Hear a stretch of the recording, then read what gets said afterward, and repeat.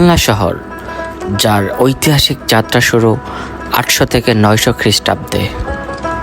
এটি বাংলার অন্যতম প্রাচীন জনপদ।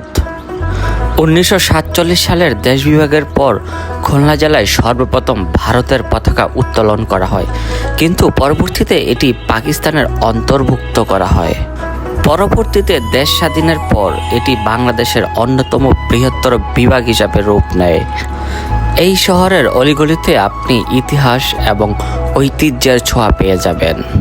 বর্তমানে আছি আমরা মুসলমান পাড়ায়। এইখানে আপনি এক দৃষ্টিনন্দন মসজিদ দেখতে পাবেন, যার স্থাপত্য শৈলী মোগল স্থাপত্য কলার সাথে মিলে যায়। এই শহরের অলিতে গলিতে আপনি খুঁজে পাবেন প্রাচীন স্থাপত্যের ছোঁয়া, যেটা আপনাকে অতীতের গল্প বলবে।